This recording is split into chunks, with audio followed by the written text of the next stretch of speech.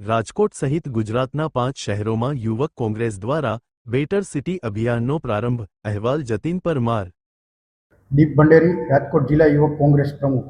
15 ઓગસ્ટથી સમગ્ર ભારતમાં ભારતીય રાષ્ટ્રીય યુવક કોંગ્રેસના નેશનલ પ્રમુખ ઉદયભાનુ ચીપજી દ્વારા એક બેટર સિટી કરીને વિવિધ શહેરોમાં અભિયાન લોન્ચ કરવામાં આવ્યું છે.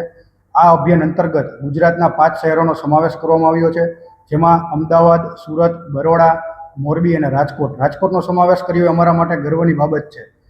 મારો શહેર મારો અધિકાર આ અભિયાન અંતર્ગત હમણાં રાજકોટ શહેર તથા જિલ્લાના વિવિધ હોદ્દેદારો તમામ રાજકોટના વોર્ડમાં ફરશે, પ્રજાને સાંભળશે, પ્રજાની સમસ્યાઓનો એક લિસ્ટ બનાવશે અને જે તે વિભાગના અધિકારીઓ પાસે રજૂઆત કરશે અને સમસ્યાઓ હલ કરવાની બાંહેધરી લેવામાં આવશે.